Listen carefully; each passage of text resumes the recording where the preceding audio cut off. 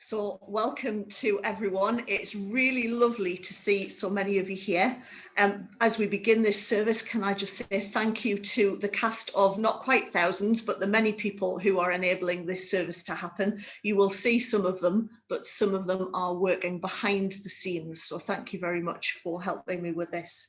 It's really lovely for us to be able to gather across all these distances and across time as we reflect on Susanna and the legacy that she's left to us. I'm sure some of you were singing away to the music that we've just heard. Now is your official invitation to join in singing as we sing the first of our hymns for this afternoon. Meet and right it is to sing.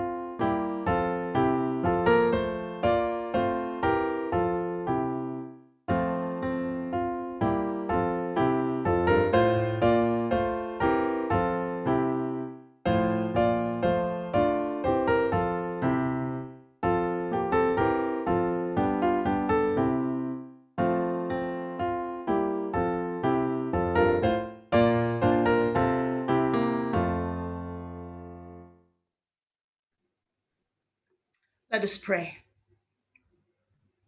Susanna wrote, "Help me, Lord, to remember that religion is not to be confined to the church, nor exercised only in prayer and meditation, but that everywhere I am in thy presence."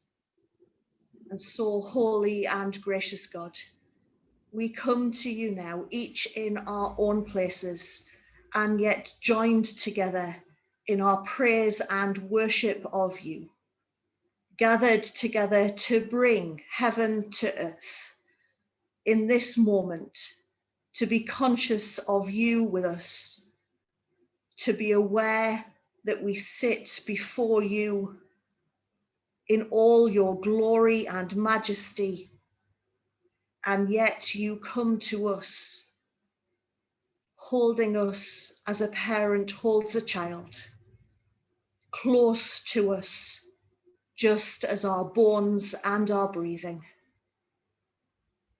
We thank you, Holy God, for that presence. And we ask that we would feel it in this moment and carry it with us into your good world. Amen. We're going to hear now the first of our readings for this afternoon. Reading from Mark chapter 1, beginning at verse 14. Now, after John was arrested, Jesus came to Galilee, proclaiming the good news of God and saying, "The time is fulfilled and the kingdom of God has come near. Repent and believe in the good news. As Jesus passed along the Sea of Galilee, he saw Simon and his brother Andrew casting a net into the lake, for they were fishermen. And Jesus said to them, "Follow me, and I will make you fish for people." And immediately they left their nets and followed him. As he went a little further, he saw James, son of Zebedee, and his brother John, who were in their boat mending the nets. Immediately he called them, and they left their father Zebedee in the boat with the hired men and followed him. Thank you, Sarah. So some of you will recognize that that was the gospel reading for yesterday. And some of you, as you heard Sarah read it, may have found yourself at one point going, oh, we're having people. Because I imagine that a great majority of you, in spite of any of your better interests and thoughts and abilities, would have been expecting, "Follow me and I will make you fishers of men." And most of you are probably now singing that Sunday school chorus in your heads. It's a little bit of a snag with that reading. In spite of our better efforts, it's so ingrained in us that we leap to fishers of men. And of course, it would have been in the bones of Susanna as well, because she would have heard nothing other. So, some 250 years ago, she wouldn't have flinched if she'd heard men. She would have arched a very great eyebrow as she heard Sarah say people at the end of that sentence. I wonder what she would have to say about it. I wonder how she would respond to that change in language and that inclusivity. In this service, we're going to be considering some other aspects of Bible readings, of thoughts about the Bible, of Susanna's words, and the context that we find ourselves in today. And I want to pose some questions to you about what Susanna's witness might be for us today in some of the circumstances that we find ourselves in. Before we come to that, we're going to sing again a hymn that some of you might not know, but the joy of Zoom is that you can learn the tune quietly. If you sing all the wrong notes, it doesn't matter because no one else is going to hear you. We're going to sing God Beyond Our Dreams.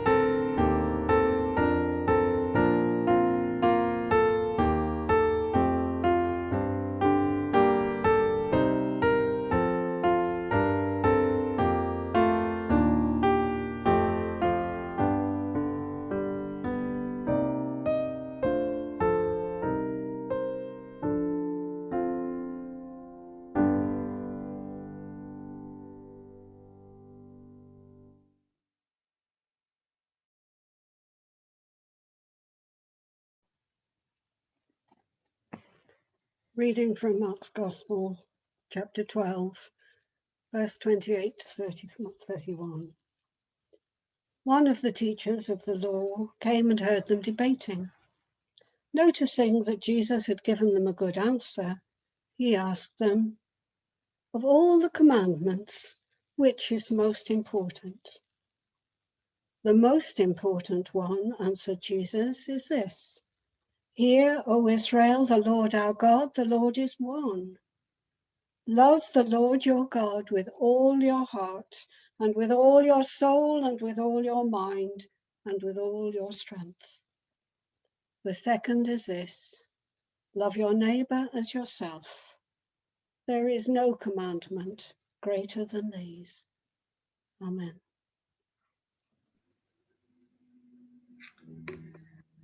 Susanna Wesley certainly put the whole of the first commandment into practice, loving God with all of her heart and soul and mind and strength. From her childhood upbringing in a nonconformist home where integrity of personal belief and independent thought were valued, through her adult life, we see how Susanna strove to balance and make sense of heart and soul and mind. She was an incredibly well-read woman and determined that all her children, including her daughters, should be the same. For the putting children to learn sewing before they can read perfectly is the very reason why so few women can read fit to be heard and never to be well understood. That balancing of heart and soul and mind, I think, can be seen in two more quotes from her writings. To pursue after knowledge only for its own sake is a vain and unprofitable curiosity. To labour for it only to furnish matter of discourse that you may be applauded by others is still worse and argues a vainglorious, weak and childish temper. Such knowledge puffeth up and is directly opposite to divine charity, which alone edifieth, buildeth up, or establisheth the soul in all Christian virtues. We must know that we may love. We must love that we cheerfully obey. And we must obey that we may please God. In this second, she shows how her strength of character meant that she would not be swayed simply because of someone's reputation or tradition from the necessity to come to her own considered conclusions. I take Thomas a Kempis to have been an honest, weak man that had more zeal than knowledge. By his condemning all mirth or pleasure as sinful or useless, in opposition to so many direct and plain texts of Scripture. Loving God with all of our heart and soul and mind and strength, the balancing of faith and piety and intellect and all the strength of character and of effort required to do that is something which is just as relevant today as it was 300 years ago, perhaps even more so. We live in an age where we have seen the rise of fake news. The necessity for us to be critically aware of where we get our information from is both increasingly pressing and increasingly difficult because of the veils that people can put round themselves on internet platforms. We see a tendency in some quarters for knowing to be more about what someone believes or feels to be true rather than based on any kind of evidence or fact.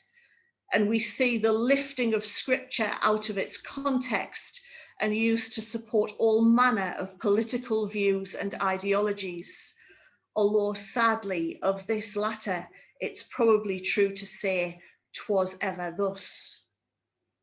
what would Susanna have to say about any of these 21st century manifestations?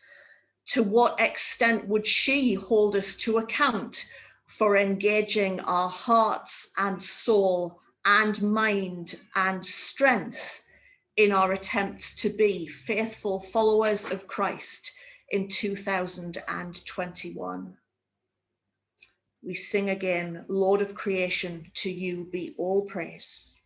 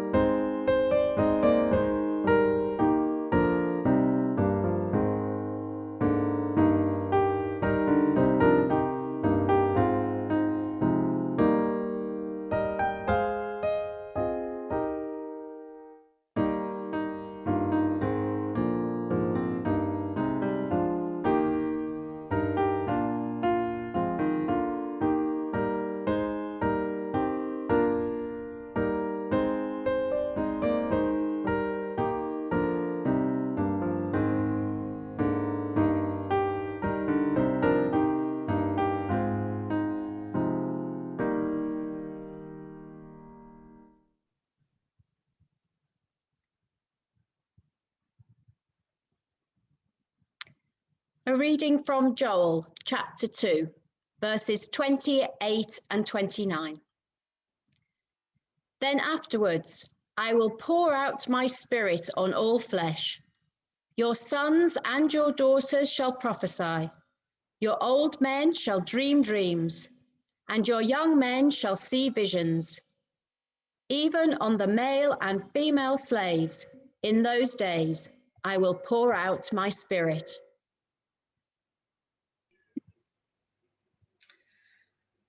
We've heard already that Susanna was clear that her daughters needed to be able to read well over and above any need they had to be able to sew. I'm sure that I'm preaching to the converted when I mention that her pattern of instruction and education was the same for all her sons and daughters. A rota for each child to have their own dedicated time with her, the learning of the alphabet on the day after their 5th birthday, which every child achieved except Molly and Nancy, who took all of a day and a half, and the learning of both Greek and Latin. I'm sure she would have coped admirably with all of the homeschooling that some of us have been struggling with on and off since last March. But I want us to consider this in the light of the idea of allowing everyone to fulfill their potential regardless of who they were. Susanna was open to the possibility that all people had something to contribute. The daughters should be given the best chance possible, so the limitations placed on them by society at that time were, as far as possible, mitigated by the other advantages that she was able to give to them. And we see it in her famous reply to John when he expressed concern at the preaching of the layman Thomas Maxfield. John, you know what my sentiments have been. You cannot suspect me of readily favouring anything of this kind. But take care what you do with respect to that young man. For he is as surely called of God to preach as you are. Examine what have been the fruits of his preaching, and hear him yourself. So John went and listened without jumping to conclusions and acknowledged, "It is the Lord, let him do what seemeth him good. What am I that I should withstand God?" No one should be prevented from fulfilling their potential in God. God's Spirit will find her way in whatever way she can. The Spirit doesn't stop and consider gender or age or status, or I would want to argue colour or sexuality, although in some parts of the church, any one of those things that's on that list is still a bone of contention when it comes to who gets to do what. But Susanna's sage advice to her son and the basic premise of the education of her children, alongside John's stance against slavery later, might make us pause and wonder what Susanna would have had to say about Black Lives Matter and the discrimination that many others have had to contend with in their day-to-day lives. Discrimination which prevents them from being all that they can be. What would Susanna have said? We sing, "She sits like a bird."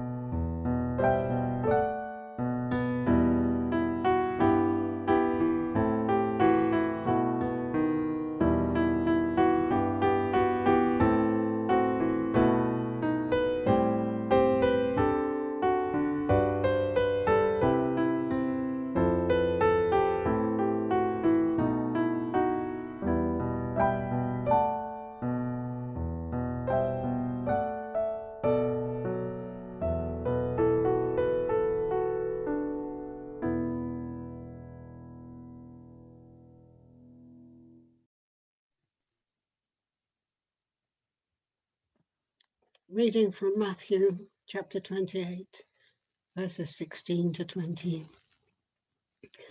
Then the 11 disciples went to Galilee, to the mountain where Jesus had told them to go. But when they saw him, they worshipped him, but some doubted.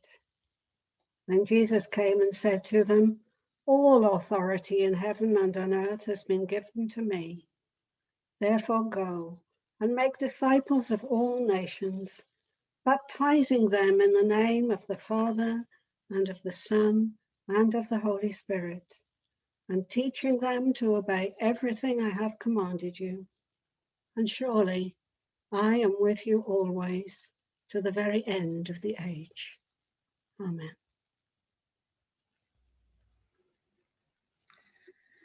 In the speculation of this service thus far, I have wondered what Susanna would have to say about the use of the term fishers of men or of people, the need for people to engage heart and soul and mind in their following of God, and latterly, the idea that no one should be prevented in fulfilling their potential before God because of the prejudice and discrimination of others.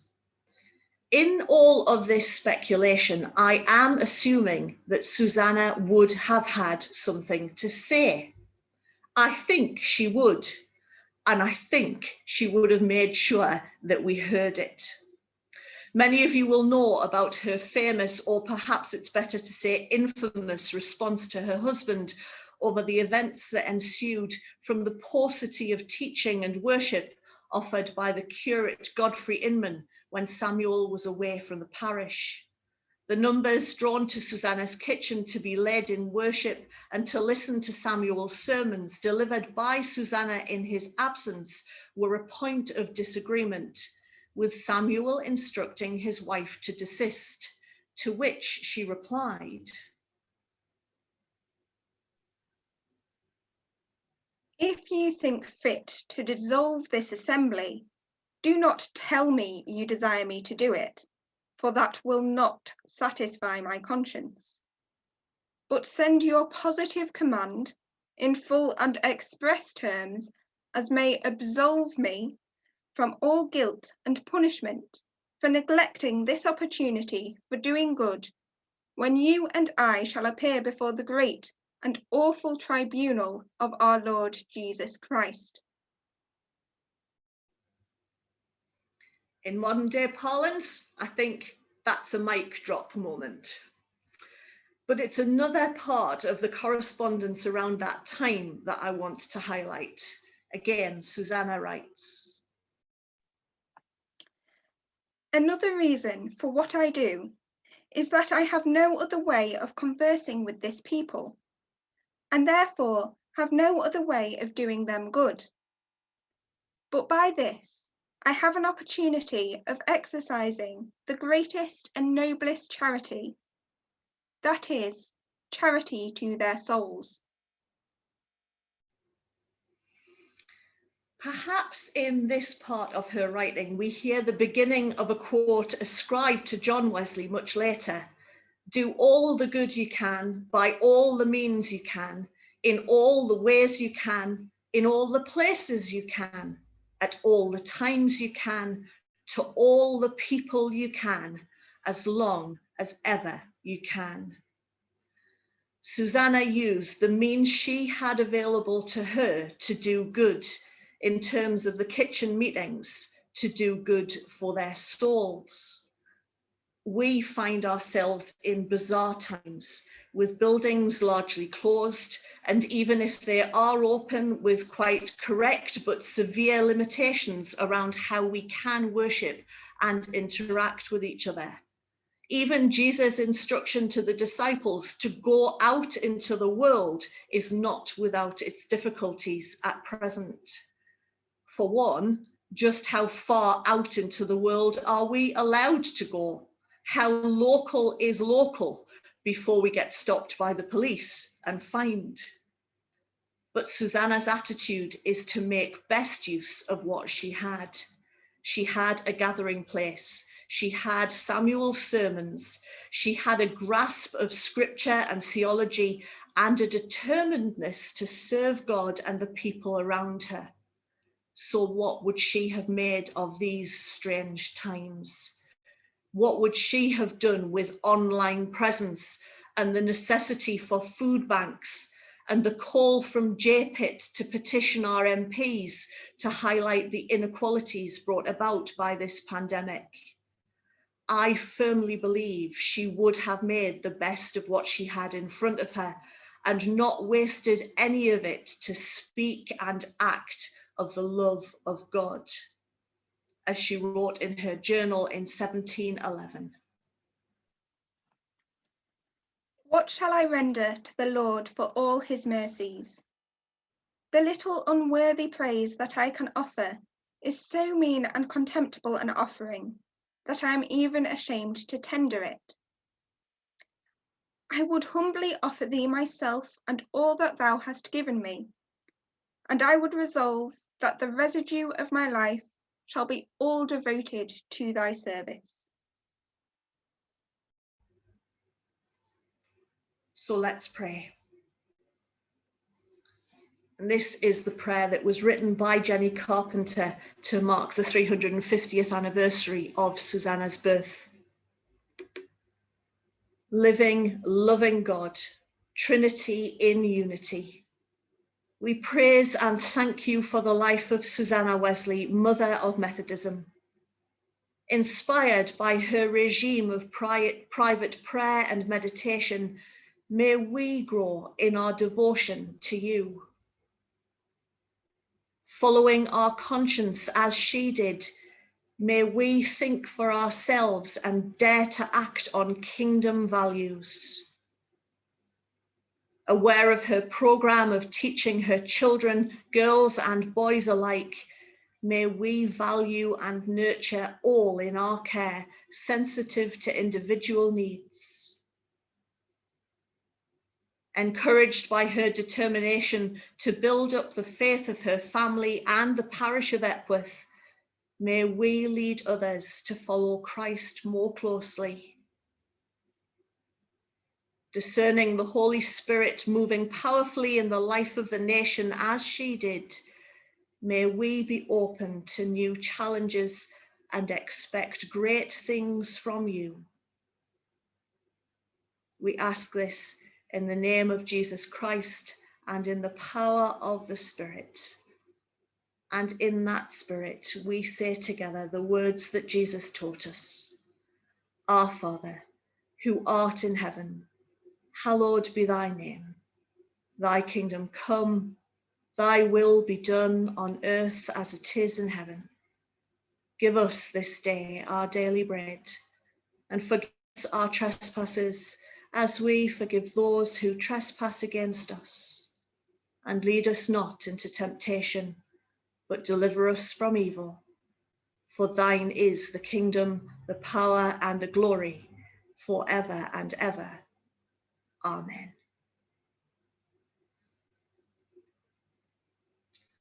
We sing A Charge to Keep I Have.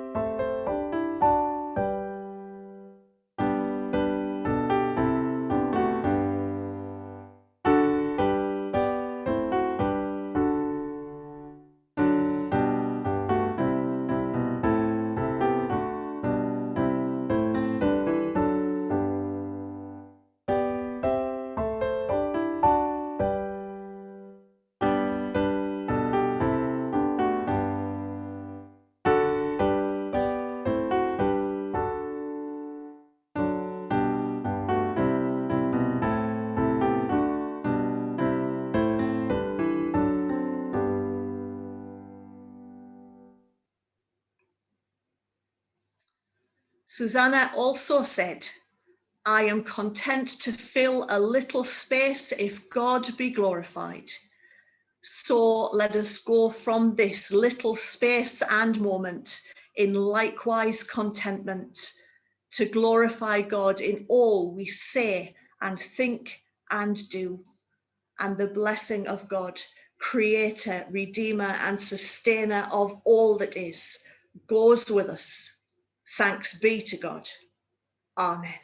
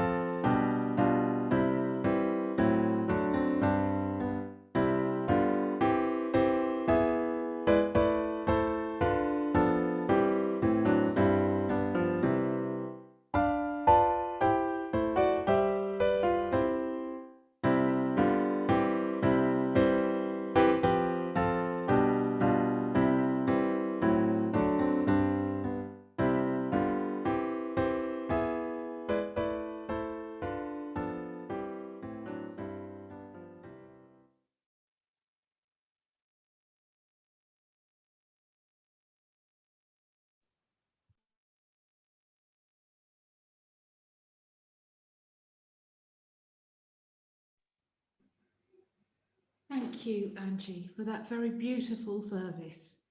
I think we have all got Susanna in our hearts. And thank you to all the readers who read so beautifully.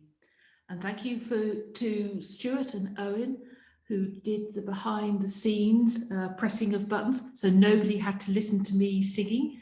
Though I did notice there was a black and white furry meowing from the rector's front room. He didn't make a presence, but those who attend service at Wesley will be very familiar with him. I think she's going to go and get him. I'll just give her a moment.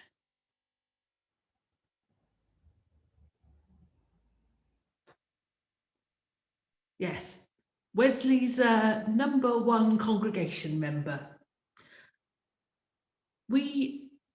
Our next speaker, we are going back to the more normal format, and our next guest speaker will be Reverend Donna Fowland Marchant, who we have rearranged her talk that she was unable to make in January. And Donna will be speaking to us about mothers in Israel, the early English Methodist women preachers and leaders, on Monday, the 29th of March at 2 p.m.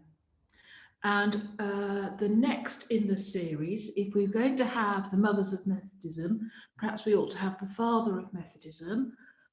We've got Professor Bill Gibson speaking to us on Monday, the 24th of May, and he will be telling us about the life of Reverend Samuel Wesley here in Epworth. Thank you so much, and I look forward to you all joining us at our next meeting from Susanna's Kitchen. Goodbye, everybody.